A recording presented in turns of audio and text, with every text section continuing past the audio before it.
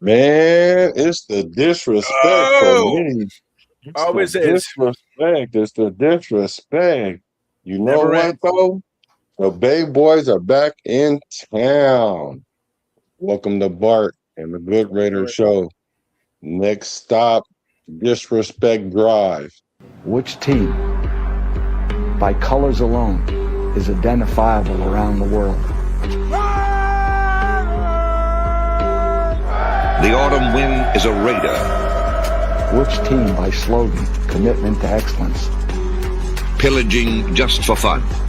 just win, baby? He'll knock you round, All those things then upside down, are the Raiders.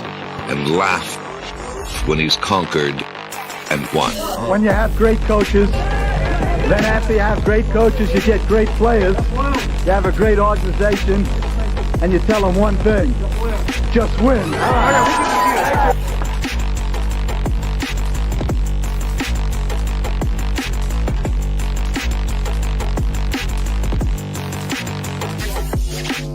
He's blowing up. Raiders.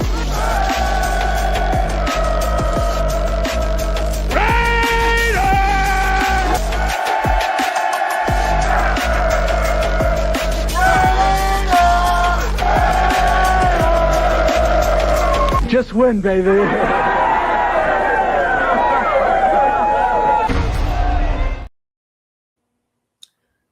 Yes, sir. Yes, Here we sir. go. Here we go. Man, like I said, it's the disrespect for me. Did you see the thumb? Hold on, let me show you guys. I know y'all guys seen this. It's the Yeah. disrespect. It's the disrespect for me. They telling us that we in the basement. Matter of fact, we lowered in the basement. We 6 feet under, according to what they say.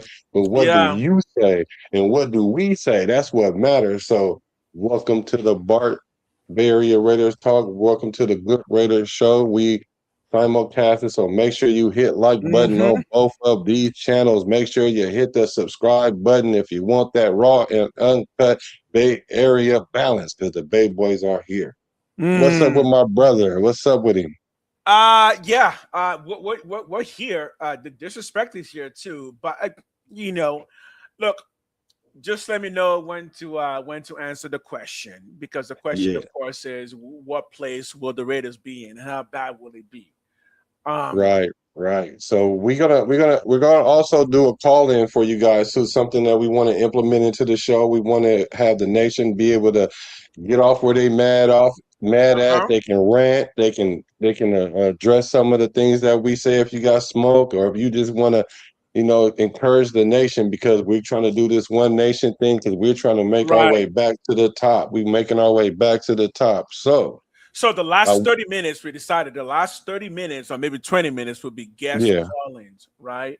yes, Starting today, the last 30 minutes, guest calling. yep, and then Obviously, keep it respectful, keep it yes. clear, concise, you Mhm. know.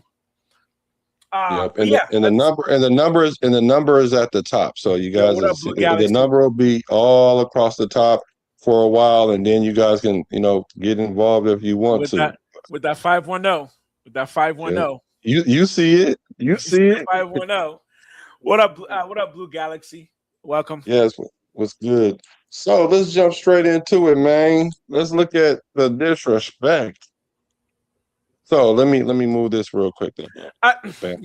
yeah, that's So essentially, what they're saying is Kansas City are favored right. along with the The Los Chargers, Angeles Chokers which is to the win more the of a division. surprise for me, honestly. That's more of a surprise for me, but we can keep going.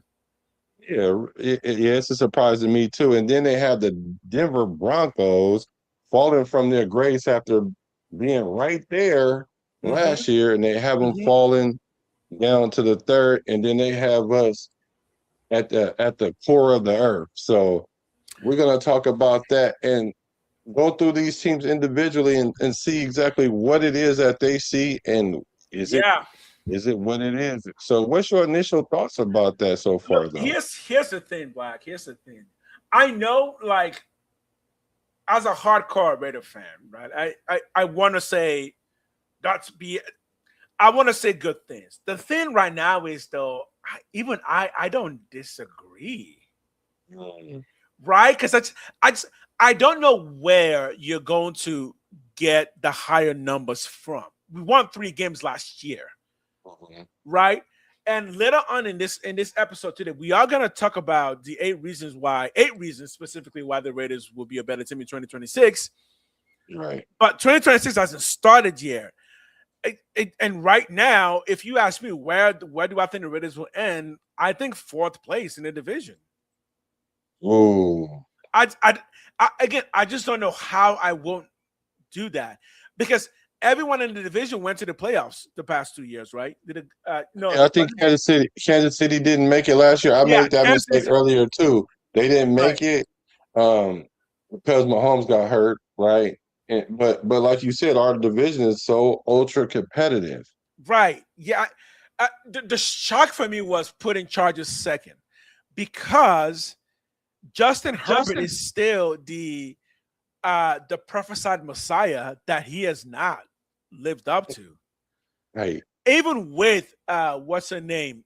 Madeline, even him with banging Madeline Breyer, whatever her name is, that still isn't doing it.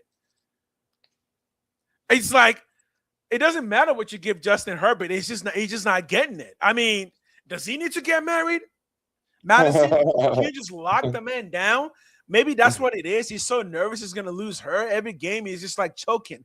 But whatever it is, Justin Herbert keeps choking. So I'm a little bit surprised they got them neck to neck with the Chiefs. And you have to figure that's probably because of Harbaugh, right? That's the Harbaugh magic, right? John Harbaugh, right? That's his name? Yeah. That's the John Harbaugh magic. So yeah, I think they are anticipating that, and also with the addition of Mike McDaniel from Miami, their offensive play caller. They have a new offensive play caller. That's right. He's going to. So Madison Bryant is not enough to unlock the Herbert magic, but you bring in Mac McDaniel. We're gonna be seeing some real magic then, right? Yeah, so because he is an offensive, he does have good play calling and things like that. He is an offensive guru, right? Yeah, and so he's also going from a head coach position to a coordinator position where his responsibility is less, and he can focus more on gaming and scheming. So, so let's start with them though. Let's start with the Los Angeles Chokers. So they have the new coordinator. New coordinator. I think they did lose their defensive coordinator though. Of course they did. Yeah. They lost him to, that kind of. I don't know where they lost their defensive coordinator, because he's a Ravens head coach now, Jesse Minter. Yeah. Mac McDaniels. That's the only thing I can think of. That's got to be where the magic is supposed to come from there, right? That's got to be it. Yeah, and then not only that, because the Harbaugh thing, and they think that this is where they get to the playoff, but they lose in the first round, and they feel like maybe these additions will help them go to the next level. So maybe that's what it is.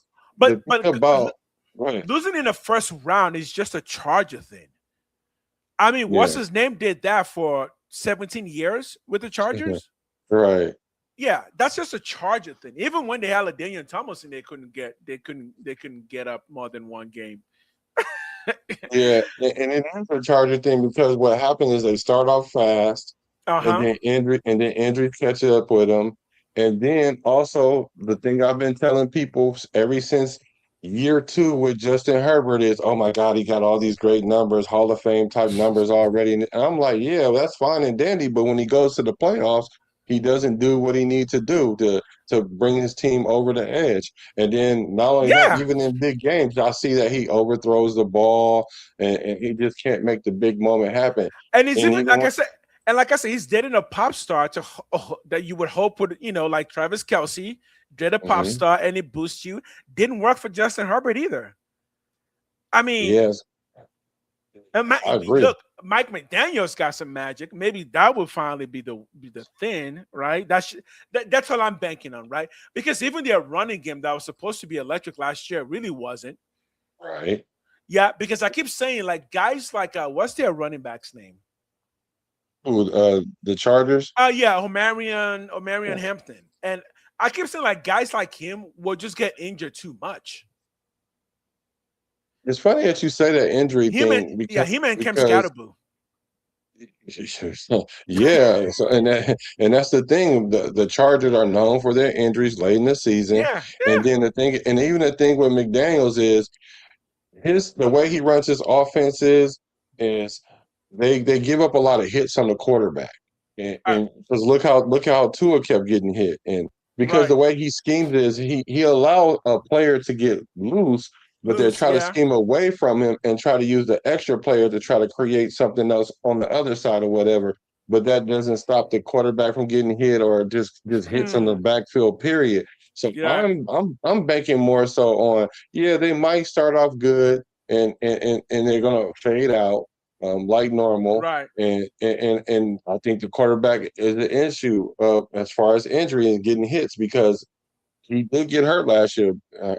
Just granted, it was his off throwing hand, it's non-throwing hand, right? So he did get injured, and it won't take him a full season to recuperate from that. But if you keep compounding these injuries or you keep hitting them, then that's what makes quarterbacks be inaccurate, and sometimes they see ghosts or whatever, whatnot. Right. And just to also mention, Harper's team has never really been good in the what up, Pappy?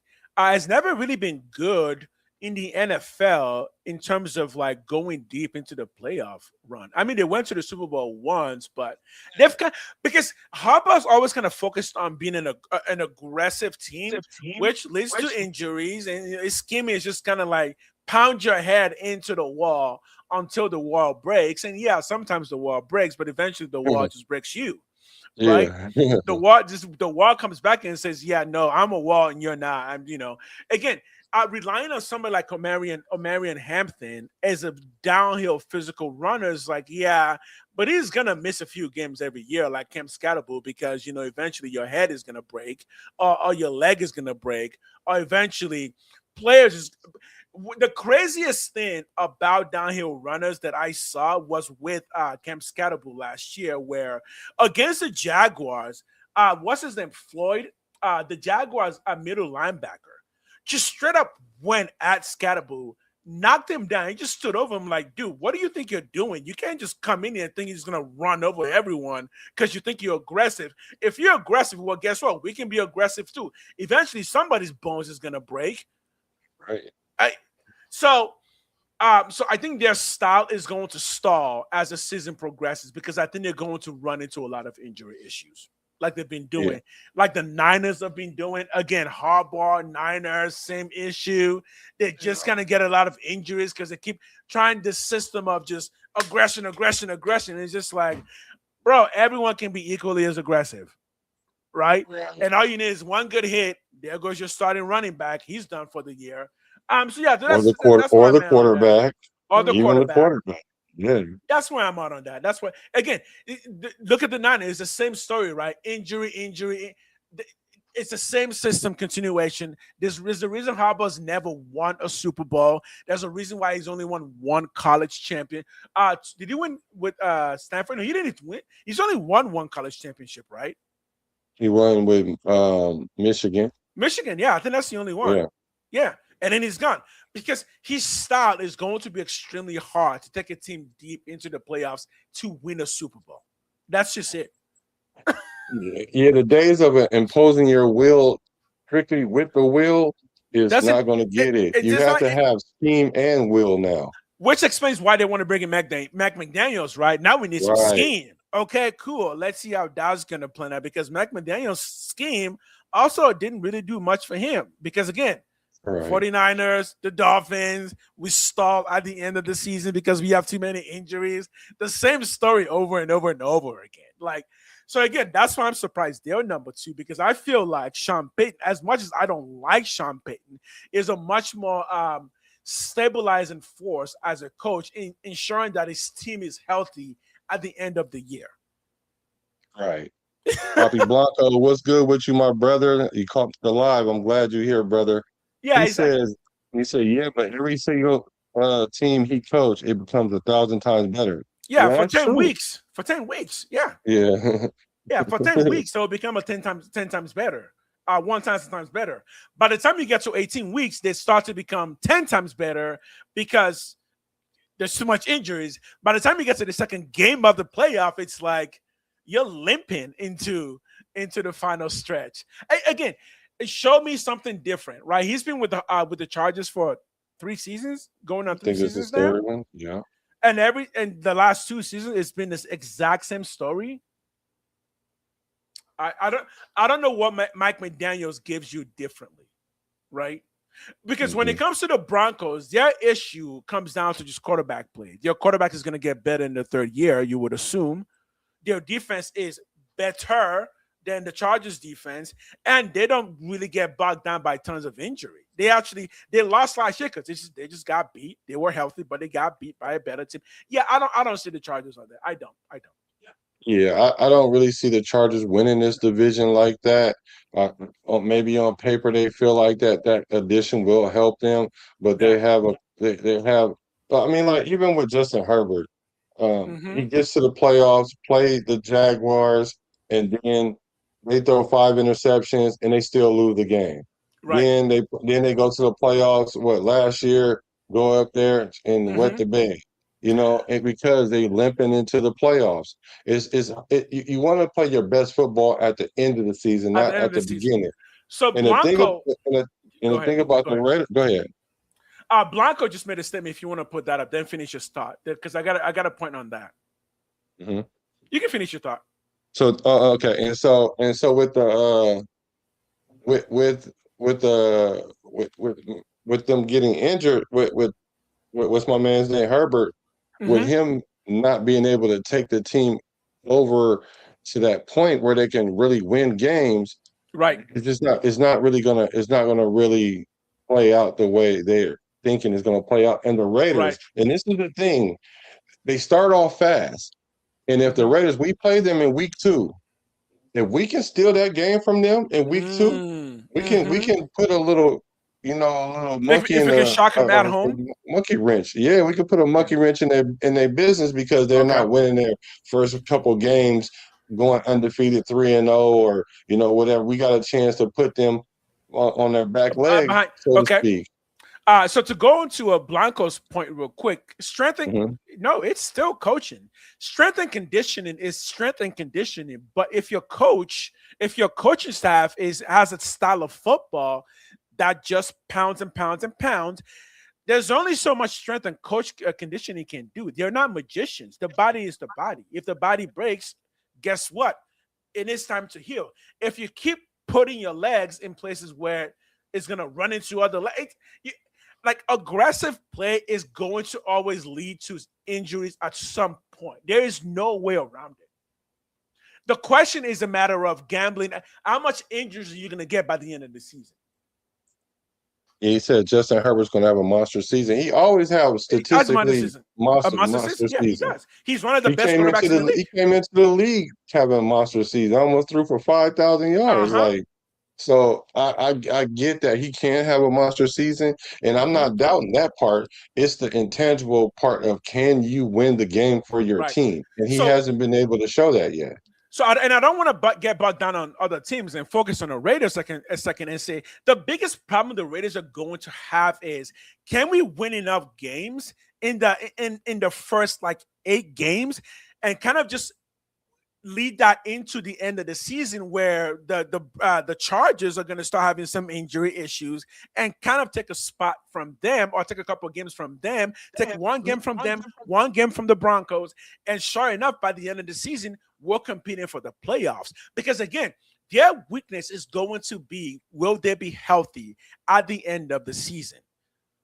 Right? Because if you can catch one of their big players out, by the end of the season, we could steal a game or two. And again, Kubiak's style of play is going to be much more methodic, right? Kubiak wants to run a lot of plays. He wants to control the tempo of the game, and he is not going to be a pound, pound, pound, pound, pound. Even though he is a run first, but he's not an in between the tackle or guard run first. He's more of an outside zone run first. So he does prioritize your team being healthy later on in the season, and those are the teams that win Super Bowls.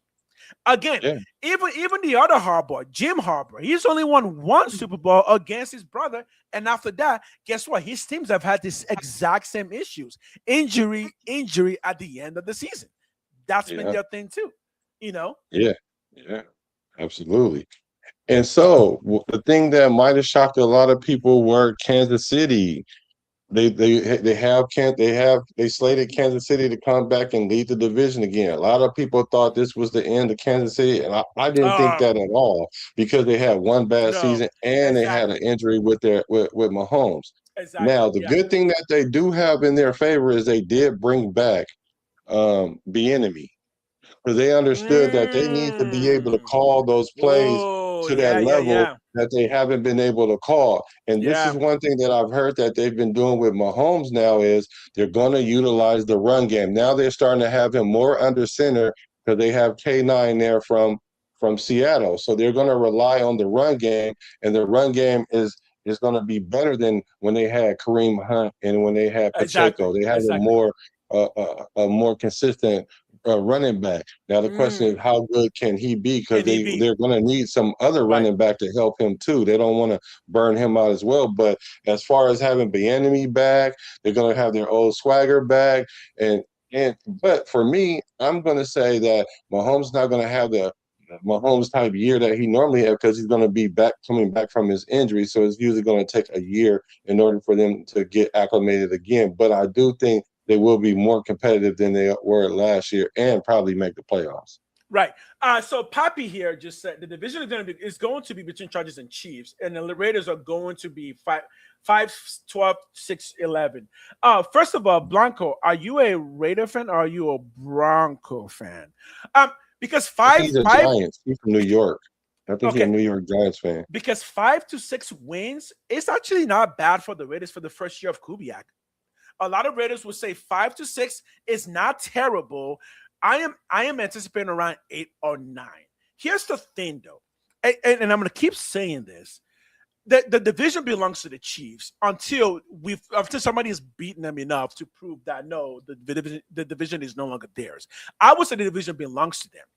But the idea that the Chargers specifically are all of a sudden going to turn it around is like, oh yeah, no, we've been saying that for the past 4 years of Justin Herbert's career. I'm sorry, what are we talking about? He's been in the league for 5 years. We've been saying that for 5 years. And I'm going to say, well, what's different now? Nothing is different. Mike McDaniels, I don't think is a good enough difference to make that much of a difference. So in this division, the Raiders have to be survivors. And what that means is you're going to have to fight. Every game has to be a fight. Guess what? This is the reason I've been saying the Raiders are going to be extremely excited to watch this year. For anyone who's just a fan of football in general, that means you too, Papi. And I know you're here because I know you're feeling us. I know you're feeling the Raiders, and you're feeling me and Black. I know you're feeling us. But let me tell you what I'm feeling about the Raiders. No matter what, the Raiders is going to be really fun to watch in 2026 because every game with the Raiders is going to be competitive. I'm telling you, the Raiders are going to be knocking fools in the mouth because that's what we didn't do last year. We didn't knock fools in the mouth last year. We're going to be doing that this year. We're going to win 5 or 6 games. Sure, we might win 5 or 6 games, but you know what? We are going to give the Chiefs, the Broncos, and them Chargers one hell of a fight every single time we see them. And that's going to eventually lead to something, maybe not this year, but maybe next year. Because again, what the Raiders are going to focus on this year is just being more competitive. That's what it is. Be more competitive. Yeah, and you did say Mahomes' bad year is this. Yeah, I get it. Mahomes' bad year was great, but the Raiders' bad years is not going to continue. That's the point. The Raiders are just going to be more competitive. We just have a more competitive team, a more competitive coaching staff, and we're going to talk about the second segment why the Raiders will be better in 2026. But just to mention that our division didn't get any better. They didn't get it. Each team on our division didn't improve in any significant way. Everyone's still the same. And The Chiefs are still the same. I would right? argue that they haven't. I would argue that they've at least taken a half a step back, because if you look at it, all three of those Okay. quarterbacks were injured. All of them. Blow Dix, he's going to have to take a year to get Okay. back on track. Mahomes going to have to take a year to get back on track. And Uh-huh. sure, Herbert, I mean, his injury was to his hand, so it's not as bad. But, I mean, like, if he got touched last year, he can get Mhm. touched this year, especially under this McDaniels offense. So I think Okay. that So back, go I ahead. think they're taking a step, half a step at least, or a step back. And if I we agree can with take a that. step forward or 2 steps forward, then we can gain some ground. Okay, so back to Pappy here, because hey, if you put it up, I'm gonna engage. I love it. I love it. You put it up, we engage with it. The Raiders will be everyone's get back. How? How could that even be remotely possible? Because this thing, everyone can make a statement like that, but now I'm gonna challenge you to write it. Why do you think that we will be everybody's get back game this year? You're talking about? Are you talking about last year? Are you dreaming? Are you still Right. dreaming of last year? Are you talking about this year? Because when this segment that we're doing right now ends, the next segment, I'm going to show you exactly why the Raiders will not be everybody's get back in. In fact, I think the Raiders are going to be one of the most competitive teams this year. I'm not saying we're gonna win 9 games. I'm saying the Raiders will be a more competitive team this year. Yeah, I You see what I'm agree. saying? And it's been, I mean, historically, I mean, recent history that, when teams need a win, they play the Raiders and that gets them back on Oh, track. he's a But hater. He's just a hater. that's just because we haven't really had an identity. Yeah. That was our identity, to see if we can just get lucky and win a game or 2 or Right. whatever. But that's not where we at right now. So I don't think that's going to be the Papi, I thought you situation were with us. serious. I thought you were serious. But now Yeah, you're just trolling. All right, it's okay. I'll take a troll. We'll take a troll. It's fine. I hit the like and subscribe though. But if Yeah. your argument is since Al Davis died, the Raiders have become nothing, we can't even beat Ohio State. It's just like, okay, what sport are you watching? We're talking about football, right? Like football, not football Americana. Because you're right. The Roll Tides can probably beat the Raiders in soccer. I agree with that statement. If you put Yeah, the Roll Alabama Tides, having a hard time winning them themselves right now. So No. I'm not even. No. I'm not even. Look, if it's a game of soccer, yeah, I think Alabama can beat the Raiders. But if you're talking yeah, about a game of football, like American football, I'm sorry. What are we talking about? yeah. Well, Because shout out whatever to Al Davis. His birthday was this past weekend too. The genius, Born on the 4th of aka July, the Maverick. freedom Happy reigns. belated Yeah. heavenly So no, birthday. if you look at a schedule, okay. So let's jump on this real quick. Look at the Raiders schedule and tell me which team are going to beat the Raiders as a get back. Here we Yeah. go. Which team do you think on here is gonna go? Oh shoot, this is like the Jets, because guess what? Week 1, we're not a get back game yet. Week 2, we don't even get to a quote unquote get back game to like week 8. If the True. Saints beat us, fine. Saints are good. And we're playing the Chiefs. If they beat us, that's not a get back game. We're playing the New England. Look, where's the get back here? Where is it at? Yeah, because all those teams they're going to be running at a certain level. It can't be the Jets. It ain't going to be Seattle. You can arguably say Denver, but I don't know. We played them twice in a short period of time. This is why. So The let me Browns, they're not going to be hot like that. right. Maybe the Chargers later in the season, not Tennessee or Arizona. So yeah, where is this get back game going to be Where's the at? get back game? Actually, yeah, good point. And this is why I've been saying the Raiders are going to be competitive this year. I'm not saying win a lot. I'm saying we're gonna give a lot of teams issues, because guess what? The beautiful thing about the Raiders is everything is new. As you're gonna see, even a lot of our positional players are new. A lot of teams just don't really know the Raiders this year.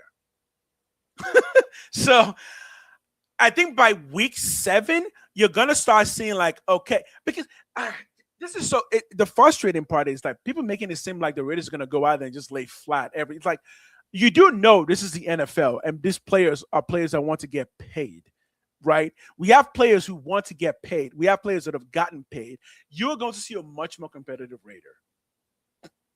I agree. We lost we lost 1 or 2 games in a row. Okay, I want to see it. Tell me exactly where it's going to come from. Is it going to be the running game because the Raiders are going to be worse in the running game, or because the Raiders are going to be worse in the passing game? So you're saying a get back meaning someone's going to put 34 on us? Okay, sure. Where is it coming from? Well, which side of the ball they're going to put 34 on? Because our DBs are going to be worse this year than they were last year? Because that's not the case. What? Because the linebackers are worse this year than last year? Well, that's also not the case. The D-line is worse this year than last year. Oh, guess what? That's also not the case. So no. Unless you're trolling.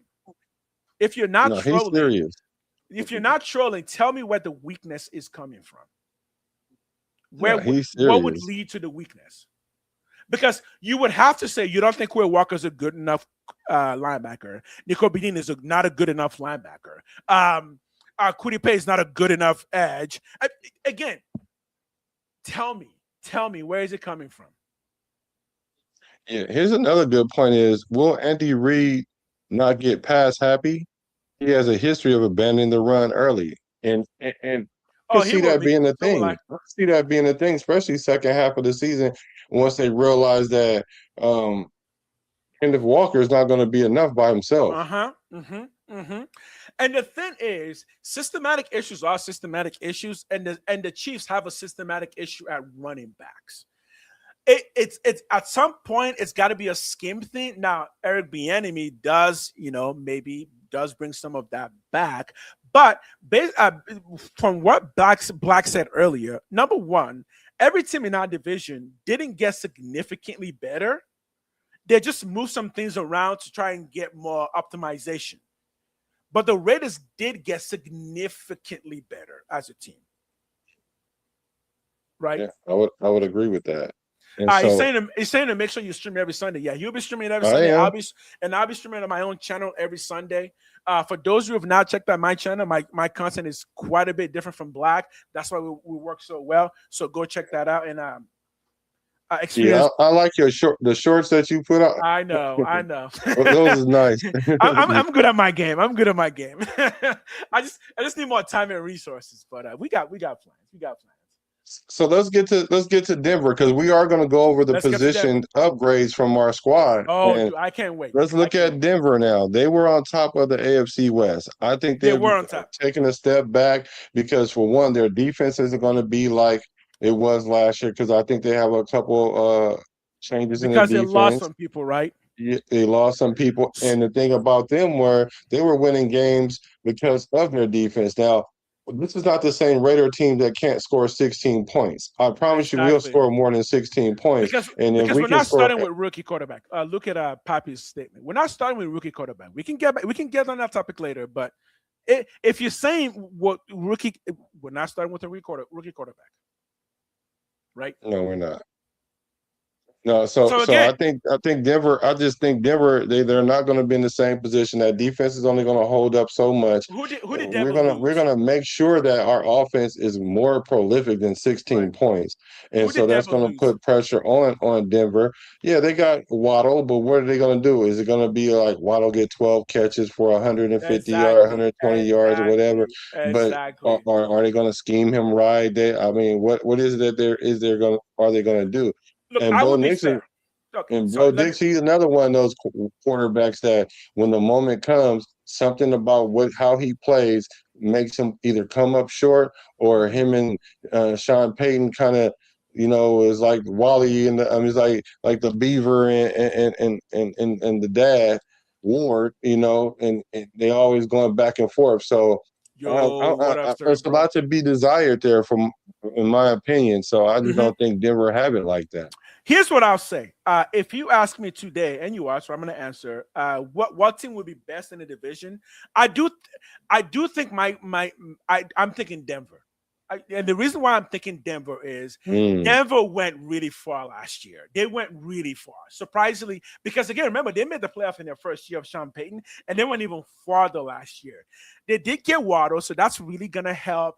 Their really hang up is their quarterback, but in his third year, I think we're gonna start seeing some serious juice. So no, I think my favorite to win a division is going to be Denver. As much as I don't Interesting. like Sean Payton as a coach, I do think they regressed the least from what they were last year. Even Right. with Bo Diggs with his injury for his ankle, and they said it was Yeah. worse than they led on. So I think he's not going to be able to use that running away from the defense to make big plays. I don't think that's going to be Yeah. a thing for them this year. I would say I don't think Sean Payton's QBs are generally runners. I don't think he's every quarterback now can generally run, but I don't think he focuses on runners particularly. One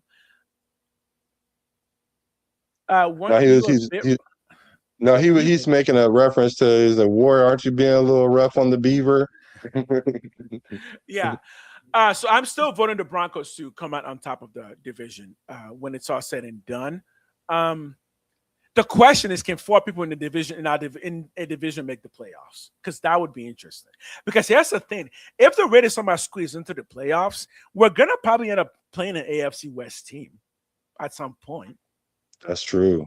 Yeah. And again, if we're talking about like injuries and the type of injuries that the Chargers tend to get, that will start to be like the surprising part, because if we play the Chargers in the playoffs, well, guess what? It's going to be a home game for us no matter what, even if it's at SoFi, right?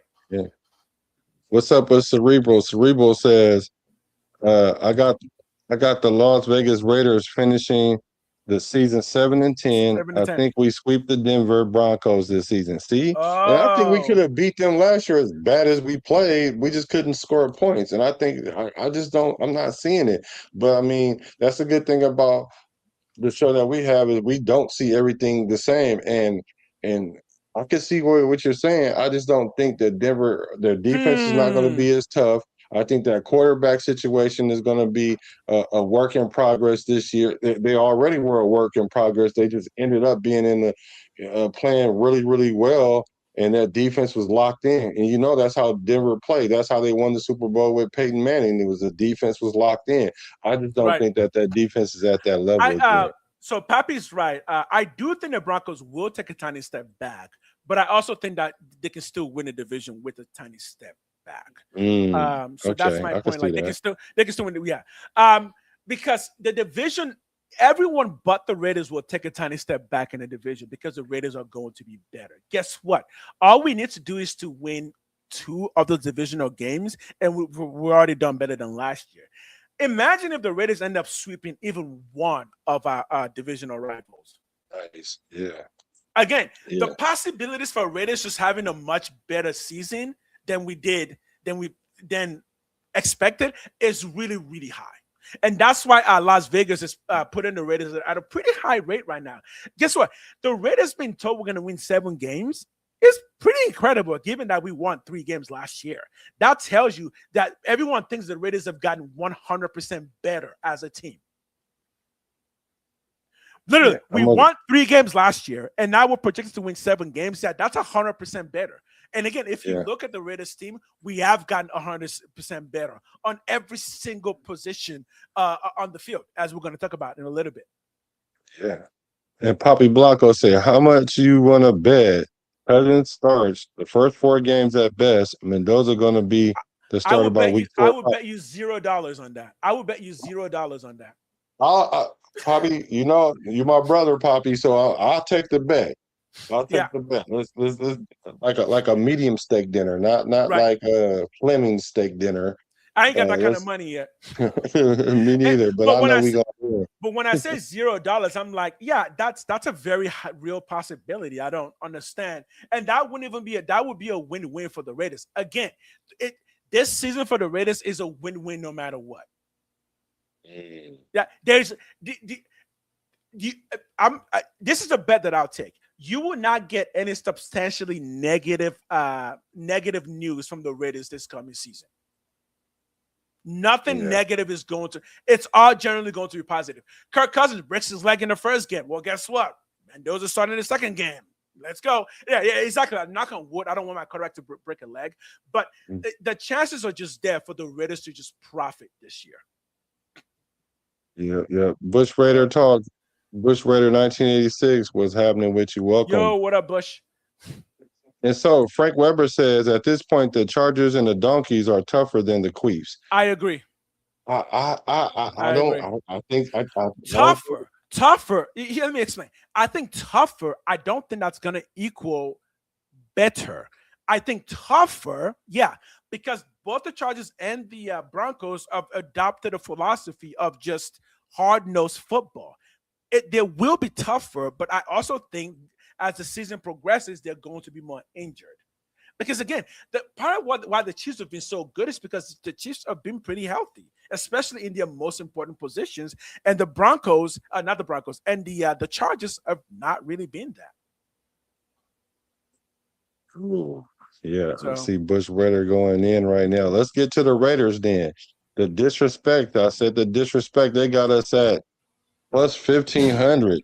So here's the thing. We've talked about the Raiders, how we've got better. I can see why they think that we're going to finish last in the division. right. Because we have new quarterback. No matter who it is that start, we're going to have a new offensive line, new head coach, new defensive coordinator. We got everything, a lot of things brand new. So I understand that they got us at the bottom. The issue I have is the plus 1,500. Like, there's no chance in the world that the Raiders could somehow win the division. And I get it. We probably can't win the division. I got a question for you. I got a question for everyone. So new coach, new this, new that. When was the last time the Raiders got new coach and ended the season with a worse record than their previous season? It's a good question. It's a good question. Need to look that up. I'm gonna look that up in a minute. And so the Raiders, so with all these new things, it's almost virtually impossible what they're saying is for the Raiders to win the division. And I don't think it's virtually impossible. I just think it's improbable, highly improbable. I mean, because if the Raiders even got to second place in the division, that's like you said, a win situation. We in a win-win. That's a win-win-win situation. Like we can't go wrong there. Sorry, quick question. Last year we won 3 games. How many games did we win before last year? Antonio Pierce. 3 games. I mean, 3 games. We won 3 games. Right? I think we won 3. Did we win 3 games with Antonio Pierce or 4 games? I think we won 3 or 4. Yeah. Yeah, that's not what I'm talking about. 4. So what we won 1 less game, right? Last year. I guess we technically had it. Did we have a better roster? No, we didn't have a better roster last year. No, what messed us up? No, we lost everyone last year. Really, we were better than the 3-win team last year. The reason why we did not win the games that we were supposed to, because we were having issues with play calling with Chip Kelly, and he was fighting with Pete Carroll, and then Pete Carroll was fighting with Chip Kelly, but come to find out, Pete Carroll was also fighting with Patrick Graham, and you can't win games when your head office is divided. Right. And we're a better team last year than the year before that, but the record did not show that. Exactly. I think we were a better team last year than the year before that. There was just a lot more confusion last year because when Antonio Pierce was coach, it seemed like we gave him more of a free range than this past year. Again, 3-4 games, the Raiders will be a better team this year. Yeah. So unless you have not been paying attention. No, I don't. Bush Raiders say people keep counting Aiden O'Connell out. Nothing is set in stone till after training camp and preseason. Brother, Bush, I'll tell you, I'm counting Aiden O'Connell out. I'm got him sitting in the back. He's in the back. He's in the back of the bus. I know what you're talking about. I'm not even taking him to games. I will disrespect. I still love Hayden, but come on, I'm throwing disrespect on that. Yeah, I keep trying to tell people, for one, this is not a quarterback competition. We know who's going to start. We know Mendoza is really the backup. The only way AOC gets on the field, I mean, just like hypothetically or theoretically, is if knock on wood, if you with me, is if Mhm. Kirk Cousins was to get hurt in preseason or early in the season, and we just really want to keep Mendoza off the field as long as possible. But what I'll know But we is won't that do that. if we do put in Aiden O'Connell, that means either Kirk Cousins needs to come back within those 4 weeks Right, because Aiden exactly. O'Connell is going to get hurt, Exactly. or Exactly. is it long enough, far enough in the season where we could just go and ride with Mendoza? But I don't even Exactly. think O'Connell's going to be on the roster. Well, let me not say that because I think he will be Right. on the roster at the beginning of the season. I just don't think he'll be on the roster Training. after the trade deadline. Trade deadline. Yeah, exactly. Right. Trade deadline. Right. AOC is the insurance, and I think AOC is the perfect insurance. The only problem is you can't really stick him in a practice squad, right? Because we're only gonna really have 3 quarterbacks, right? And right now we have 4. Can we have 4 quarterbacks? So that's the problem. That's a problem. You can't have. We barely can have 3. You can have 3. So Aiden O'Connell will most likely get traded. Yeah. So he says, fun fact: O'Connell first 21 games is better than Kirk's first 21 games. Okay, as true as that may be, right? I know that Aiden O'Connell can't throw for 4,000 yards. Because I know that. Matter of fact, his first 17 starts, although it took 3 seasons to get that, he still didn't throw for 4,000 yards. We're talking about Kirk Cousins, who's thrown for 4,000 yards 7 times. 7 times. Now, to put that in perspective, the Raiders quarterback in our whole franchise history has only done it 6 times. 4 times with Derek Carr, 1 time with Carson Palmer, 1 time with Rich Gannon. So those quarterbacks are night and day. I mean, you can look at those numbers and try to massage it to make it look like Aiden O'Connell was that guy. But Aiden O'Connell was the only quarterback that was on this roster, and we went out and got 2 quarterbacks to above him. If he was really as advertised, then these coaches that said all these good things about him, that they would give him a shot to be the franchise or to be the starting quarterback, and it just hasn't happened yet, and it is probably not going to happen. It won't happen here. Yeah, at this point, the OAC thing is I don't get it. It seems more like a lack of willingness to move into a more positive future, because I just don't know how you think Aiden O'Connell would be anything remotely close to significant with the Raiders. I don't even see it. How? I mean, 2 of our quarterbacks will have to be injured. Right. And so Cerebral, I like that name. Cerebral says Fernando Mendoza more than likely will not start until week 9 or 11 for the Las Vegas Raiders. And that's exactly what I said too. I don't think he starts if Kirk Cousins is playing competently, which he's a competent quarterback. So the only way is if he get injured. And just like my boy Frank Webb say, the only way Mendoza start this season is via injury. Yeah. If Mendoza is starting week 9, it means injury or the Raiders the season is going badly and we need to turn it around. Put in Mendoza and let's kick start that whole entire thing early. And when you look at other teams who did not start their rookie quarterback, that's generally how it goes. Again, the Chiefs are the perfect example, right? They had Alex Smith in this first season, right? Patrick Mahomes started the last 4 games, maybe, I think. That's the example, right? That is the example. So week 9, that means the Raiders are like 2-6. But even that, 2-6, I can see making that change. 2-6, I can see making that change. Right. Because AOC week 9 would be the after number the 2 bye week. AOC would be the number 2 quarterback all season. Only as an emergency quarterback, but he's not the number 2 quarterback in that room. Yeah, I don't. Again, why would AOC be? Why? Because the only reason why is if you really want to have Mendoza sit out the year, right? He's just going to be the backup, the emergency backup, and he's just by proxy he'll be the number 2 quarterback, but not because he's the number 2 quarterback in the room, because he's not better than Kirk Cousins unless Kirk Cousins get injured or he just hits a wall. that wall that Max Kellerman was talking about Tom Brady was going to hit. That's the only way that's going to happen. Other than that, I just don't see it. Do people really think O'Connell is like actually that good? Because he's really not. You know what it is, bro? You know what it is? He's the emotional pick. You know, like I was talking about earlier on a live that I did earlier about we attach ourselves to these players and we have this affinity for them, and then it's almost like they can't do no wrong. And then either they love them or they hate them, like how they doing Max now. Like a lot of the fans are hating on Max now because he meant one thing to them, and now since he left, oh, now it's forget you. Same thing with Derek Carr. Like people just could not let it go, and it kind of divided the nation because of our love for the player instead of looking at what the situation is on the field.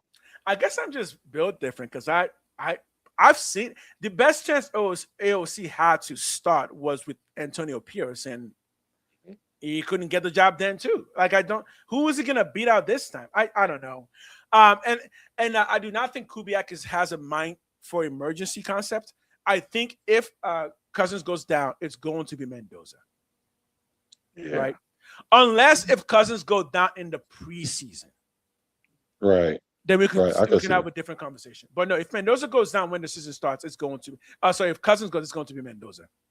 Fernando and McCoy are still unsigned by the Vegas Raiders for two different reasons. I actually covered it on my channel for two different reasons. Mendoza, it's not a thing. It's just a money thing. It's not a big deal. McCoy is in injury. I think he hasn't been signed because they're still checking that knee out. Yeah, so I don't think that's going to be an issue. So make sure y'all hit that like button for us one time on both channels. Yeah, people do love the underdogs. You're right, Amber. People do love the underdogs, but I don't think AOC is an underdog. I think he's just under the dogs. Let me address this. Also, Kirk has been a downtrend last couple of years, and Kubiak has spoken highly of Aiden and himself. Don't count Aiden out. Okay, I keep trying to explain to people. I'm counting him out. You explain it because I'm counting him out. I love you, Bush Raider, but the thing is this. He got to say those things so that way we can keep his trade value high, because he's not going to come in there and say it's a two-man competition. He's going to build up the quarterback room entirely together. And in order for us to get a higher trade value for him, because he was projected for a 6th round, maybe we can get a 5th round or even a 4th round, but maybe a 5th round for sure. So I just think that's politics. That's coach speak. Just like they say, everybody is doing wonderful. Everybody's not doing wonderful. Right. You're just saying that. Like, guys, coaches, anybody who has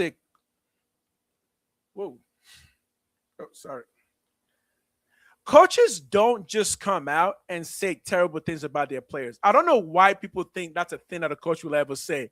If you ask a coach about AOC, like he's supposed to be like, oh yeah, no, that kid sucks. No, what? Of course not. He's going to say he's good. He's a coach. So again, that's where I'm out on Aiden. I don't understand what there is to be in on. Frank Weber says, "What's up, Webb?" He says, the math is basic. If we had to release a quarterback, it would be AOC. There is your pecking order right there. Can you put that calling number back up on the screen so people know that at the end of the last 30 minutes we are going to allow callings, so y'all know. But yeah. So, yep. So let me see. They played with a big. They're playing. Okay, I don't know. Okay, so nothing to do with the emotions, just football. All people been saying is AO is a backup. Right. No one is playing Kansas City $30 million next year. It seems obvious.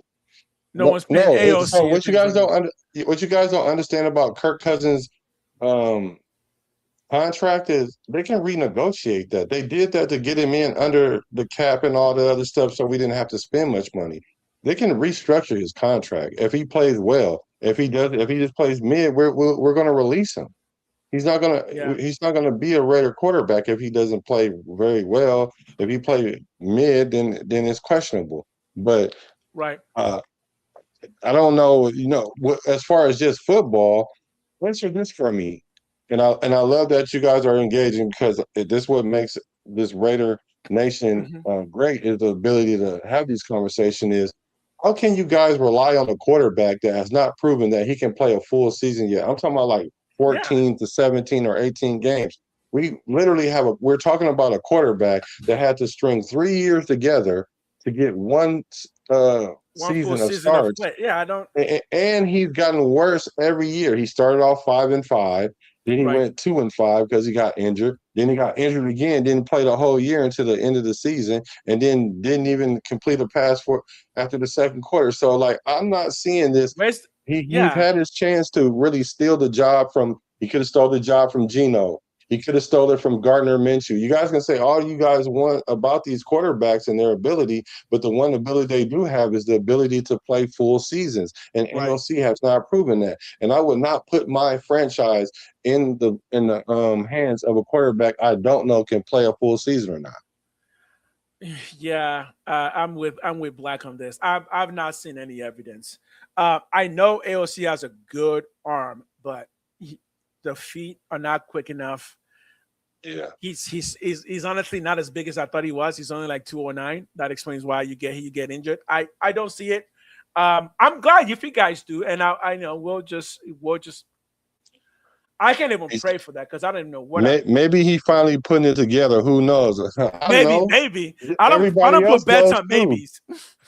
Everybody knows. I mean, he's auditioned for that starting position in a few different times. Yes. And we've seen what the results have been. Yes. Yeah, we can think about the maybes and the what ifs. What if Kirk Cousins go out there and throw for 4,500 yards or 4,200 yards with 32 touchdowns with 10 interceptions? Like, what if he does that? Like, what if, I mean, at least we've seen Kirk Cousins do that before. I haven't seen AOC do the things that we're trying to say that he could do or possibly can do. Exactly. And he didn't really even do it in college. Again. Yeah, he didn't even do it in college. He was injury prone there. He was hurt for a year his junior year. I was saying the senior year, I was incorrect in that, but it was his junior year that he was out. And so, I'm just not seeing it. Yeah. And so, what is it? IML or LML says, all I need from AO is to be reliable backup. He's way more than capable. Yeah, of being a backup. Backup, yeah, exactly. And that's what we've always said about AOC, right? Yeah. Yeah.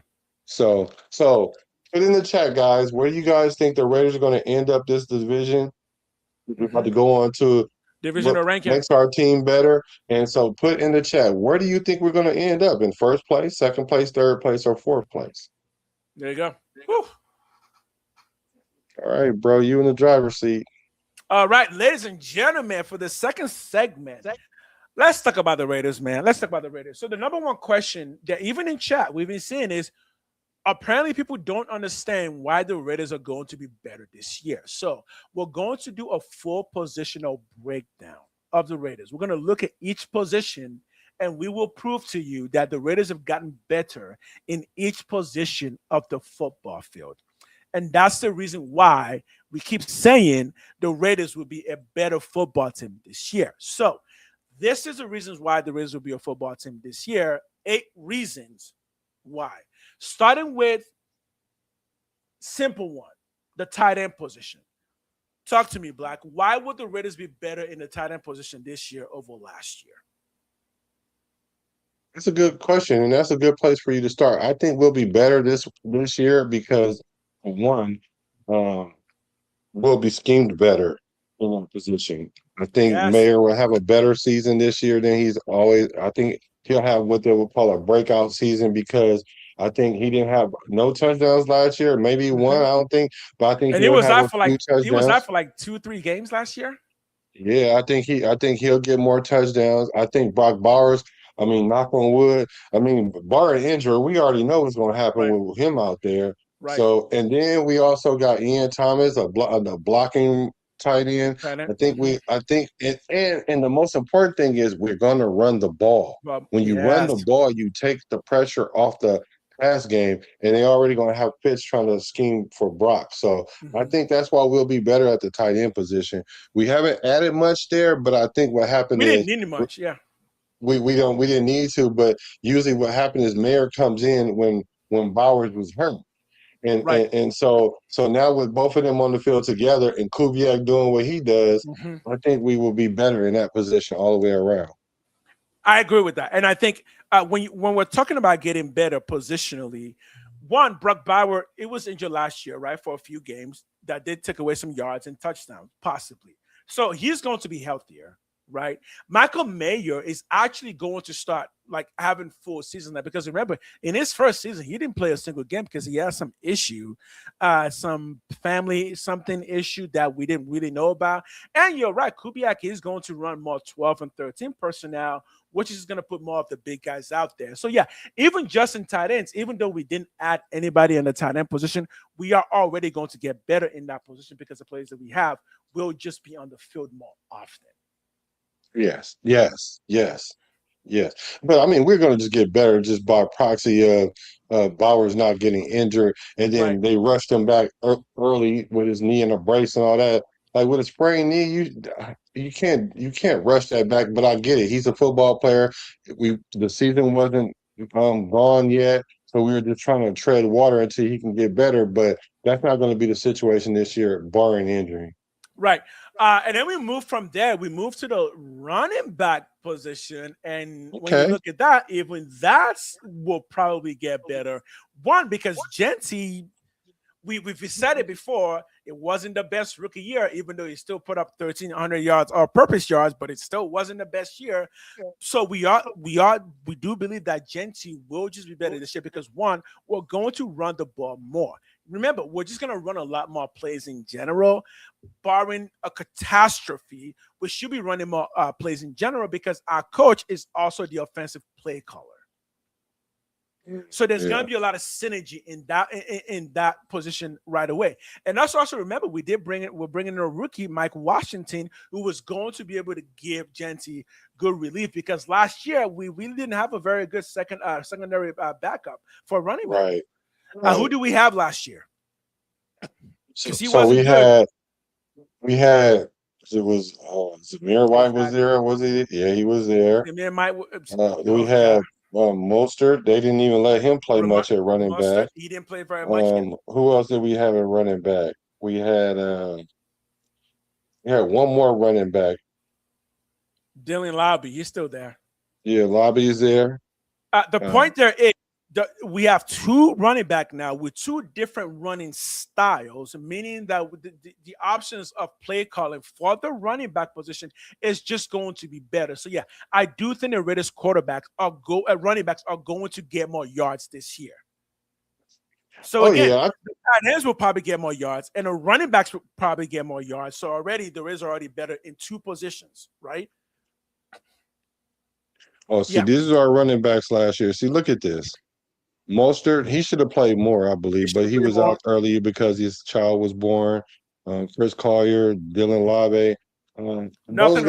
Those guys ain't they're running backs, but they're not a threat. Like Mike Washington Jr., I call him bad intentions because the boy runs violently and he gets on the pedal and he runs this zone read nicely. Well, he does for a big guy. And I just see him being a problem because either one of those players are home run hitters.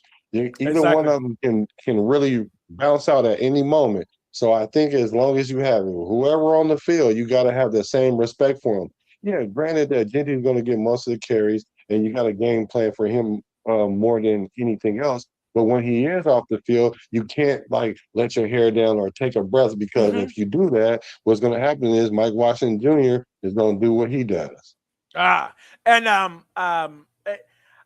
if Kubiak runs any split backs, but again, if there's any kind of split back formations, that's just way more options in the field at running back than we had last year. We did not have that many options last year. We have more.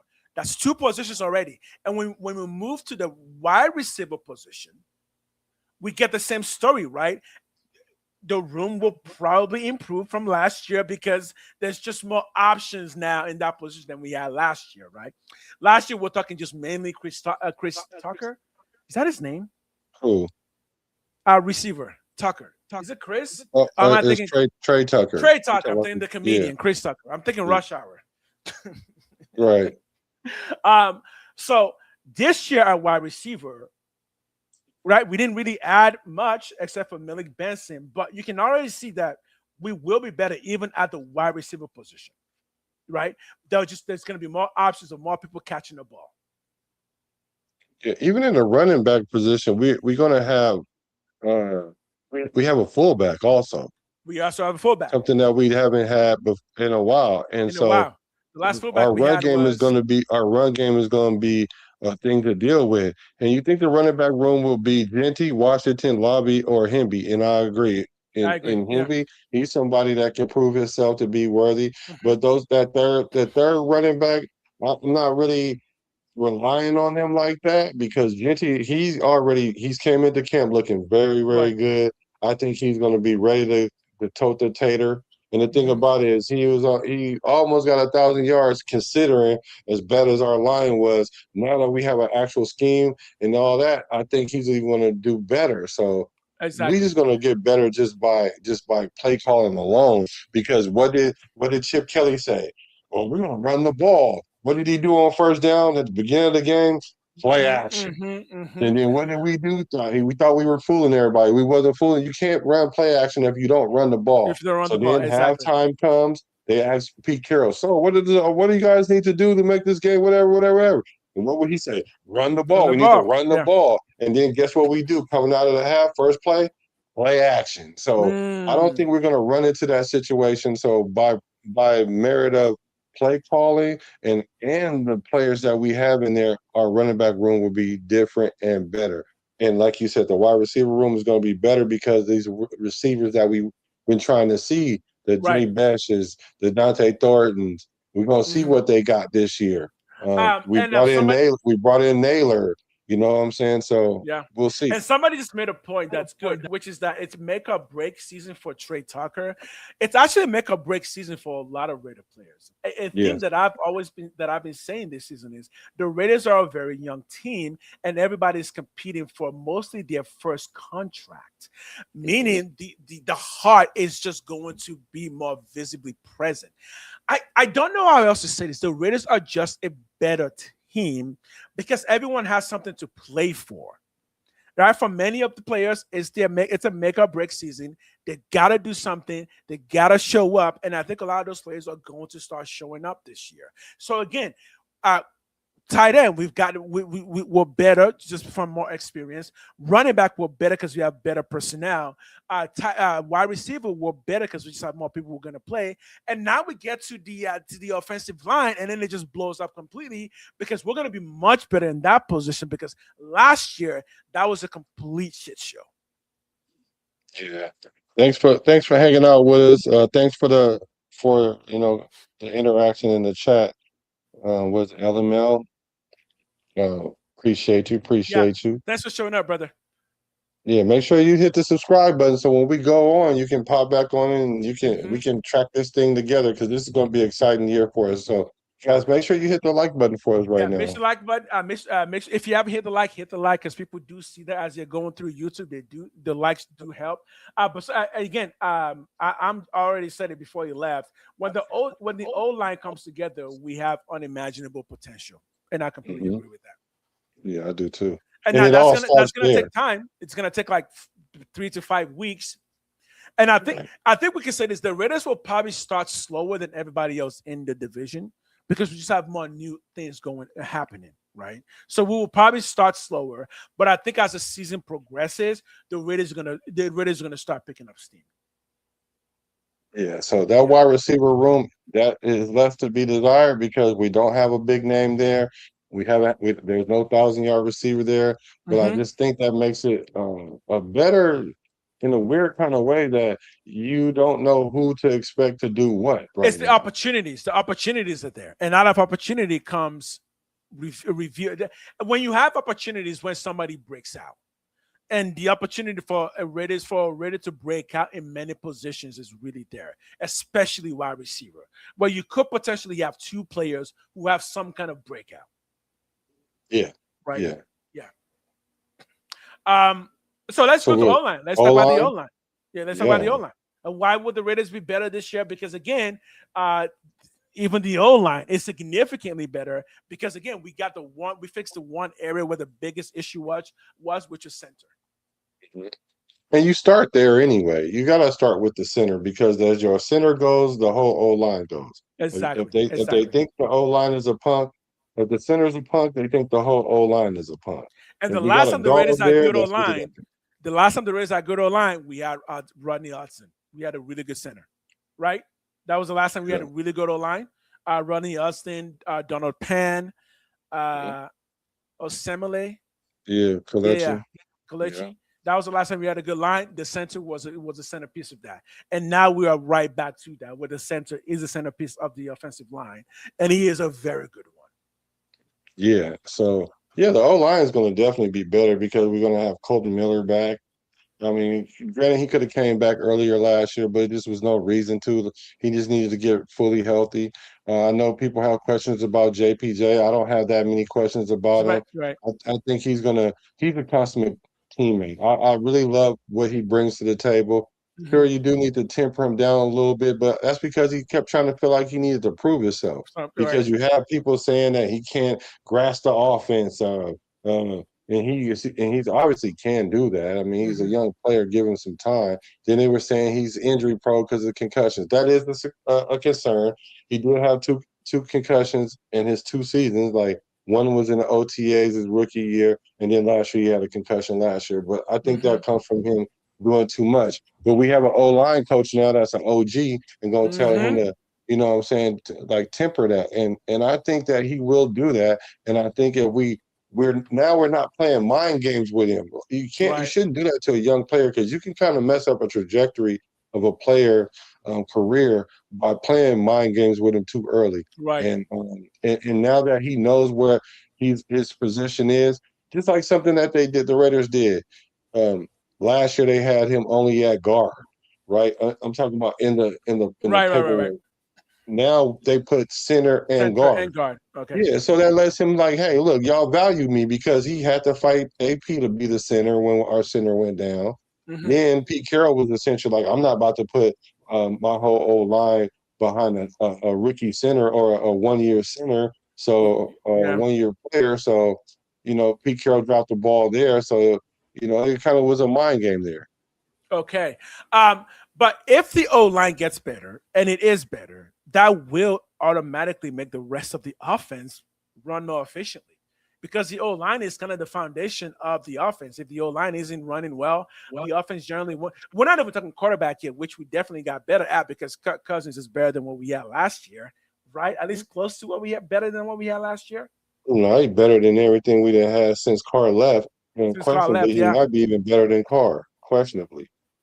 So the question is this: better O-line, more options at running back, more options at tight end, more options at wide receiver. How could that turn into a worse offensive performance than last year? I don't think it can. No, I don't think so either. What's up with Cool Kev? What's up, brother? Yeah, I definitely don't think that. I mean, just our offensive line improvement alone is going to make our team better. Right. Yo, cool. What up, brother? So remember, in about 10 minutes, we're going to open it up to you guys if you want to call in with something that's on your mind. Because when we move to the defense, it's the same story. Here's what you can say. To make that simple, last year, who did the Raiders have on defense? Max Crosby, right? This year, you can name at least 2 new players who are equally as good as Max Crosby in their respectful position, right? Nakobe Dean is one of the better linebackers in his position, right? Quay Walker is also one of the better linebackers in his position, right? We got our best cornerback coming back, so we improved there. We got some rookies, Jamal McCoy, as well as Ezekiel Massis, to compete on the other side. So we did improve there. And we're also changing our formation to a 3-4, which fits better with the personnel that we have. Plus, we picked up somebody on the other side who, even if he's not as good as Max Crosby, Kwity Paye is certainly better than we've had in Malcolm Koonce and Tyree Wilson the past 2 years. So again, Even Good on point. defense, every single position on defense, the Raiders have improved on, either from free agency, from people playing more, or just from drafting better. So again, even on defense, at every single position, the Raiders have at least one major improvement. Because even safety, I think trading in Stooks is better than everyone we had last year as safety. For sure. That goes without being said because we had Paul Malu playing out of position. Out of position, exactly. And then we also brought in Johnson to play a Johnson, position, not even safety. I'm talking the other Johnson, right? Well, you Teron, yeah. Teron Johnson. Yeah. So even within that position of slot corner, we're even better. Yeah, you're right. We're definitely better in the linebacker position, no matter how thin it is. We're definitely better, yeah. And we're definitely better in the corner. We're definitely better in the safety. It's like yeah. So, like you say, once again, where do you guys are seeing that this team is not going to be a better team? The question now is how deep it, how better, how much better are we? That's it. So for anyone who's saying the Raiders are not going to be better, with everything we just listed, tell me how you think the Raiders are not a better team. Because the question is, how do teams get better then if the Raiders didn't get better? If the Raiders didn't get better this year from last year, then no team is getting better. Because I don't know how else you're supposed to get better when you spend all the money you've been saving up for the past 5 years and you spend it to bring in better players. I don't know how the Raiders are not going to be a better team.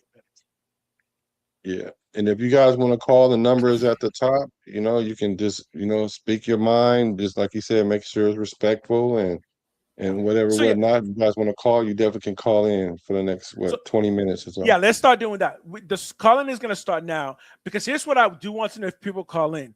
Do you think the Raiders are a better team going into 2026? And why do you think so? If you think they're a worse team, why do you think they are a worse team? Yeah. Because, our defense, the question we have on defense, though, is going to be Coach Rob Leonard. Right. Okay, Dion, no. And I will also say this. We got worse in the kicking game. Well, I don't know what Matt Gay is. I don't know what Matt Gay is. Yeah, Matt A with the G being silent. I don't know what he is going to pan out to be. And I don't know what the Tokyo Toe going to pan out to be because at the end of the day, like I said, I like our kickers to be able to kick 55, 56, 57, 58 yards. Exactly. We've been blessed by having Janikowski and all that. And even to a degree, the kicker we just had, but he just Carlton. As soon as he got that bag, his numbers just started dropping. I wouldn't even mind seeing him come back. If he could have got his act together. But you are right. That the kicking game is where we're in the special teams. That's where we're gonna. That's for the unknown. Big question mark. But here's the thing, though. We've been so bad, especially with the return game, that even that one touchdown from that equals better than last year. Yeah, for sure. Just one touchdown return is better than we've had in a while.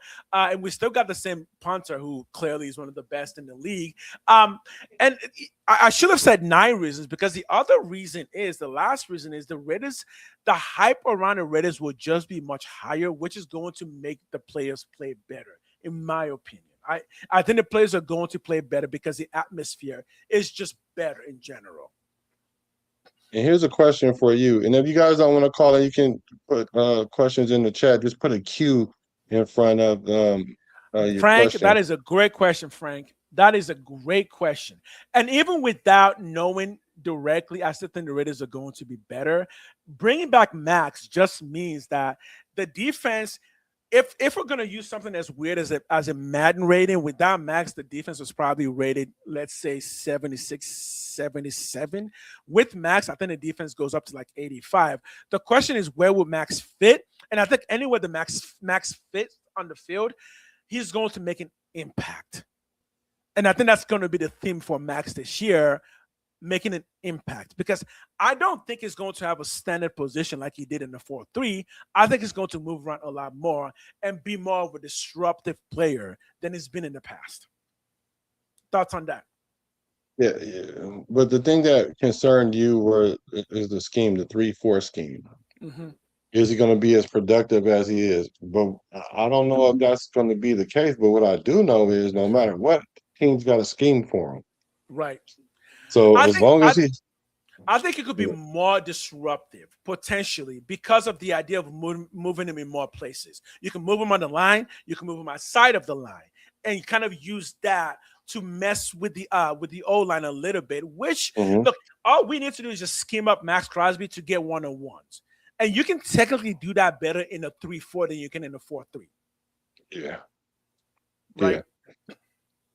So Max got to be willing to rotate and play different positions on the Different line or positions. Yeah, from side to side from because we side to do side. have the Quiddy Pays. We do Exactly. have Kieron Crawford. Kieran We do Crawford. have Kuntz. And I A keep lot saying of my these boy guys are on Hemingway. prove-it I deals. keep saying These my guys are boy on prove-it Hemingway. deals. We do have Huh? Hemingway. I keep saying Oh my yeah, boy don't forget Hemingway. Thompson. I keep saying Tonka is gonna come in there and do something. So Yeah, yeah, yeah, Laulu, Laulu. Yep. Geese. Hey, I don't hey, know. And I then we said got this, two veterans there too. We got Booker. You know, we got Butler. So and I would it's, say it's my and really, I'm gonna say my number one theme again. The Raiders are a very young team. They're going to be competing for starting spots. People, the team will be playing. The thing with Pete Carroll is we kind of knew who the starters were going to be. We kind of did. Even before the season started, we knew who the players were going to be because we brought them in. This year, there's a lot of people who were on the team last year that are going to get starting positions because they improved from last year, right? yeah, Yeah.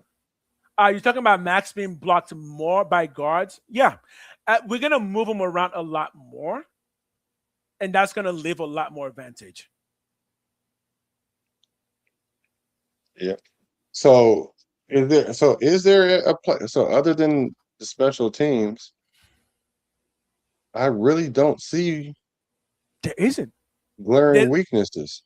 we did not get worse in any position at all. Yeah. Not to say that all these positions are solidified. What I'm saying is you build your team through the draft. We did that. We We got a did that. couple free agents, which was key free agents, Uh and we huh. had the money to spend because usually we didn't have the money to spend or it just wasn't an attractive destination place for us. Now that we have a coach of like the likes of Kubiak, they know that the franchise has turned the corner in how they approach things. And so now it's a place that people want to come to. And then plus, if you throw enough money at a player, he gonna come. And even within the AFC West is not. This is the first time they're going to be meeting Kubiak twice a year. Mm. I guys, if you look at this team from top to bottom, we got better in every way possible, and that's the whole point of rebuilding, right? Because we've been working on this stuff for a while. It's just that we didn't have the quarterback to go with it. Not that we have the quarterback. Oh, well, we got that now. If Kirk Cousins can win us 4 games, put it this way: last year we won 3 games. Could Kirk Cousins by himself, replacing with Geno, could he have given us 2-3 more games last year? I do. I think so. I think so too. I think he could have given us more games last year. Well, last year, yeah, because Chip Kelly probably would have called a different play Exactly. for Kirk Cousins than he did for Geno. And I think we would have done that. Well, I think Kirk Cousins can win 4 games. I mean, like he came in and won 4 games or 5 games with Atlanta in his limited time. Because the crazy thing about Chip Kelly is when he started in Oregon, you know who his quarterback was? One of his quarterbacks? He was my high school quarterback. Dennis Dixon. Yeah. Dennis Dixon was my high school quarterback. Dixon. I remember Dixon. Okay. Dennis Dixon is built just like Geno Smith, right? That quick feeded, quick throw type of quarterback. I do think Chip Kelly will have caught a different offense with Geno Smith. With Cousins. I do think that. Yeah, I definitely think our quarterback position is going to be a lot better. Like Exactly. no matter Because what, and I think Kirk Cousins is going to come in and win us games. Like and Kubiak is not calling Kirk Cousins to run out the pocket. He's going to be calling Kirk Cousins from the play action to throw some good dimes. I'm excited, man. I'm sorry. I'm just excited for this team. I'm very excited too. For as I'm long as I've excited. been a fan, I haven't been this excited about the Raiders since honestly Derek Carr and Khalil Mack season, right? That's when we felt like the Raiders were making a big change, and we did, and it did work, except we replaced it with John Gruden. Maybe a bit too early. Yeah. People forget when the last time we drafted a quarterback was Derek Carr, and it did work. It actually worked. The team got better. The year we drafted Carr, remember, he didn't start that year. He came in later, like in the 8th week. I think Derek Carr came in, finished the season pretty strong, and then the next season, playoff bound. Right? Is that what happened? Carr didn't start his first season, did he? I think no, he started his first game He started because his Matt first- Schaub Matt Schaub. was hurt. He again, that's it. The last time we drafted a quarterback, the last time we made a wholesale change on the team, we were a playoff team. Now here's a point right here. Weren't everyone excited last year too? I wasn't. I saw okay. what was going on, and I think a lot of times a lot of the fans now they're excited because we're just looking for anything to happen so that they can win. I'll explain my end. I was excited last year, but the reason why is I thought Pete Carroll was going to give us some stability for at least 1 year or two before we can actually get a quarterback. And people need to understand this. Pete Carroll coming in wasn't supposed to get us a quarterback necessarily. It was just supposed to stabilize us for like 2 years. So we stopped looking like a ridiculous franchise that didn't know what they're doing. The miraculous part of Pete Carroll is that we got the number 1 overall pick. So the rebuild started way earlier than it was supposed to because Pete Carroll wasn't the rebuilder, right? Because Pete Carroll wasn't trying to rebuild. He was trying to win games. It just so happens that he lost so many games and kickstarted the rebuild for us. I think Chip Kelly was sabotaging the whole situation because he thought he was going to be the wanted to be a coach. Yeah, he was going to be the incumbent coach because when we got him, we gave him the most money. All the offensive coordinators, he was making more money than some head coaches in the league already. Right. So really, it was going to make sense that he was going to take over at that time. But one person hired Chip Kelly, and then another person hired Pete Carroll. So they never had a meeting of the mind. So it was just a pissing in the wind contest between the two, and so consequently we lost because of that. Yep. And I would even say that plan wasn't a terrible plan because even I thought, Chip Kelly, let's give him another shot. Let Pete Carroll run the team for a year or two. He's old. He's going to leave soon. And then pave the way for Chip Kelly. It's just that maybe Chip Kelly was looking for that a little bit too early and everything kind of just fell apart on us. Again, the dysfunction of last year wasn't planned. That's why everybody was so excited about it because, we needed to stabilize the franchise. So you brought in people who knew football. We just didn't know that those people would let their egos get in the way and kill the team. Right. This is different. There's no ego going on here. Because King Kubiak has no ego. He has not won by himself. He needs to first win by himself. He is trying to build a dynasty, not just a 1 year or 2 year team. And I love that part that we're trying to build a dynasty, and you can see it. I think Pete Carroll was even like creating a culture for us. It's just that it was just so many things that was sabotaging the situation, and then it got to a high stress situation where now, okay, cool, everything that did not fall in line ended up being like his demise. Because, for example, he said some things like, we're going to win a bunch of games. And then he was like, look, I won 10 games for every my season. career. And so everybody took that to mean the Raiders was going to win 10 games. That's not how we were supposed to look at that. Because Yeah, remember that's last year we exactly. kept talking about, Yep. we were talking about, we're not going to look at the record. This is a rebuild year. They're saying the same thing this year. But I promise you, the moment that the Raiders go under 500, they're going to be start talking about bring in Mendoza and Oh all that yeah. other stuff. Oh yeah. So we're not supposed to look at the record. We're supposed to look at the culture shift change. Now, the thing about Kubiak is he came in from day one and changed the culture.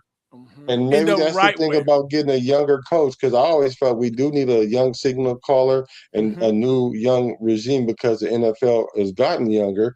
I don't think the game necessarily passed Pete Carroll completely I don't by, think so either. I don't think so. but he could have changed the culture if he didn't have the undermining of the offense, because the Right. defense was doing decent. The defense It's was just doing that this. they just got exhausted because the offense never stayed on the field. They could never score over 16 points. I mean, like that's going to wear down your defense and make everything look bad. So Yeah, and we I don't also really know blame. that Pete Carroll did change the defense, Patrick Graham's defense. But to be fair, too, Pete Carroll did bring in a lot of his own guys in a cheap way. Again, stop hating on Pete Carroll. He really didn't screw up the team. Yes, we were bad, but we still got the first overall pick. And Pete Carroll didn't spend that much of our money to bring in those players that he did. That's why they all left after one season. Those were all 1 year contracts. Again, he was meant to just stabilize us for a year or two till we figured out who we're going to hire as a coach and who the quarterback is going to be. By grace, King Kubiak happened to have won the Super Bowl as an offensive coordinator, and then we also happened to get the number 1 overall pick, because remember, the reason we couldn't get Ben Johnson is because we didn't have a quarterback, and it just so happens that with King Kubiak, he was ready to coach, and we had the quarterback ready for him. That's all I'm going to say about it. I love Pete Carroll. I would never hit on Pete Carroll. Yeah, he won 3 games, but he beat the Chiefs, and he got me a number 1 overall pick. I'm happy about it. All at the same time, right? All at the same time, while being 74 years old. Am says the first game was great, and then everything went downhill afterward. Oh, the last game was amazing. I loved the last game. You know how happy I was the last game? Dude, I was so happy. That was the best game we've had in years, the last game. I think Chip Kelly really thought that after we won that first game, he was like, he kind of tried to be reserved a little bit because he didn't like Geno Smith, and he didn't want him to be his quarterback. He wanted to get his own quarterback in there. And so then that's when it started kind of going left. And then Brock Bowers got hurt that first game, so it kind of took us from a cruise control, or if you can say that, after the first game, to now we're kind of like, oh my gosh, like it's kind of like, it's like, when you're really, really nervous and anxiety, and because our offense is predicated on Brock Bowers. And so the scheming was terrible. The play calls was terrible. Then Geno Smith started throwing 3 picks, and it just got out of hand. And then before we knew it, a little dumpster fire turned into a whole forest fire. Here's another interesting question backwards, as in, put it this way. Who do you think, Raider Nation, will regress on the Raiders this year? Who do you think is most likely to regress as a player? Because I can only think of one position where regression can come from. The D-line, maybe? I think the player that could regress is Kuntz. I think he could regress. No, I think he's already regressed. I think he's already bad. I mean, sacks last year. 4? Yeah. He got outplayed by our boy that got traded. What's his name? Tyree Wilson. Yeah, Tyree Wilson. Right. I wanted us to keep Wilson. I wanted us to keep Wilson. I think the only position where I can see regression is honestly Eric Stokes. Because I think the regression would be he wasn't as challenged last year. That would be the regression. Yeah. And now that the more of the defense is better, he might get more challenge. That legitimately, that's the only barring injury. That's the only position where I can say, yeah, we might get some regression, because every other position got better by personnel. Even with injuries, Dean and Quay Walker are not going to do worse than our linebackers last year. Yeah, I agree with you. Yeah, that's true. I would agree about the Stokes thing, because he wasn't challenged as much. and I do see him maybe getting a slight dip. I just hope it doesn't get to the point like you get the bag and now you're gonna just start regressing. I think he's gonna have. I don't think that would be him. I think he needs to keep his level at a high level, Mhm. and so that way, it doesn't seem like that first year was just a one-off, and he just happened to capitalize because players play very well in their contract year, and then after they get paid, then they get kind of comfortable. So I Yeah, hope he doesn't get comfortable. I like you said, I don't think he's going to get tested a whole lot because we're going to have a new corner on the other end. that's good. We Yeah, don't know who it's going to be, I think but Stokes is. and whether it's masses, Uh huh. they're Uh gonna huh. try him. They're Uh definitely huh. gonna try McCoy because McCoy because of that everybody's knee. wondering how long he's going to be able to play at a level. Hmm. And if they make them pay with like with some early interceptions, that forces teams to be like, all right, well, we got to mix it up here because these guys are opportunistic over there on defense. We can't just be picking on a player because they're making an adjustment. So I think the most important thing that we need to uh, focus on and solidify is Coach Robbie. What is Ah, his learning curve going to look like? but he could be the wild factor. He could be the thing that's just like because play calling is the one thing you can never really predict. Because if he turns out to be a good schemer, that defense can absolutely blow up. That could be like a top 5 defense. Because again, the personnel is there. You can rush the passer now consistently because you brought in Kwity Paye to help Max Crosby, and then you drafted Keon Crawford. So we can rush the passer more consistently now. If the linebacker core in the 3-4 pulls up, I'm telling you, and this, I'm not just saying this. ESPN is already saying it, the Raiders defense could be potentially top 5 because you like to figure that they hired Leonard because they heard or saw something that was like legitimately like, oh yeah, no, this guy's got it. This dude's got it, right? Because he's young, he's really young, right? But he's been with some really, really good play callers. That could be the wow factor. Yeah, I think that is the X factor, the wow The X factor, factor, all of that the because O factor, the ooh yeah, 'cause factor. we don't know what we're gonna get. Yeah, I say be patient with him, but like you said, if he know how to really call plays and scheme it right, I yeah. mean, if not top 5, I mean that's a little high for me, but I definitely think we can be top 10 because we were a Top middle of 10. the tier defense even last year with Patrick Mhm. Graham until the defense just could not hold anymore. Yeah, because that the cover 3 just wasn't quite working, and I know the Raiders are not going to run a cover 3 this Right. year because the cover 3 is kind of generally outdated for the most part. Someone's going to revive it, but right now it's not really a thing. I think the defense will be this. I think it'll be better because there will just be more options. Yes. The players are better. The players are significantly better. There's going to be a lot more options, a lot more movements, a lot more people fighting to essentially become the next Max Crosby type of leader in the clubhouse. Because someone like a Nakobe Dean would want to retire with the Raiders at this point. He's 25. He's got your first contract. If you do well for the next 2 years, you get another 3-year extension. Hey, you could end your career as a really good player for the Raiders. Right? I agree. Yeah. I agree. Absolutely, I agree with that. So overall, I just think that I'm very optimistic about what we got going on. I mean, sure, you got to put the product on the field, but I mean, you have to draft players and get these free agents in there to put, stopping all these holes we had in our team. We had holes everywhere, Everywhere. Yeah. and we addressed it. We addressed a lot of them Out of them. in the off season, and so that's why I think that. They gave us an A overall for our draft picks and all that. And I think we got some day one starters, and then we got some players that want to prove it, and then we got players on contract years. So it could be the perfect storm. You never know.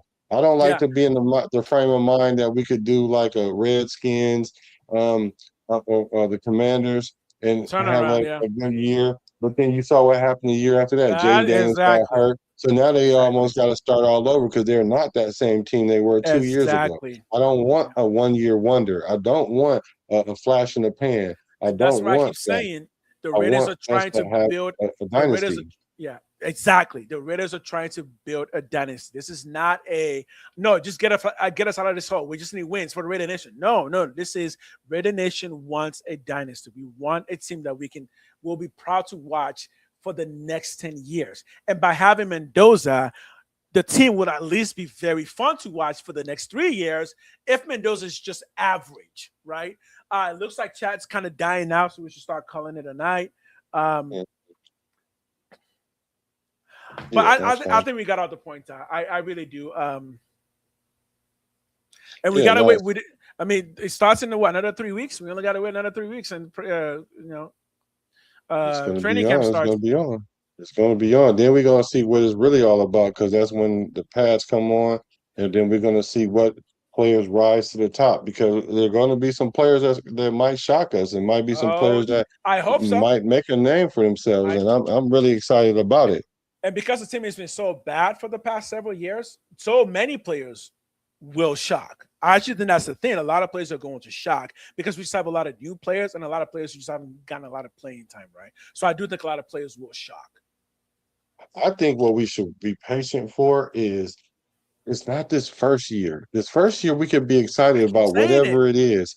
But it's going to be that second year once you're in that system and you have another offseason, and then you're going to have an offseason where it won't be a quarterback competition.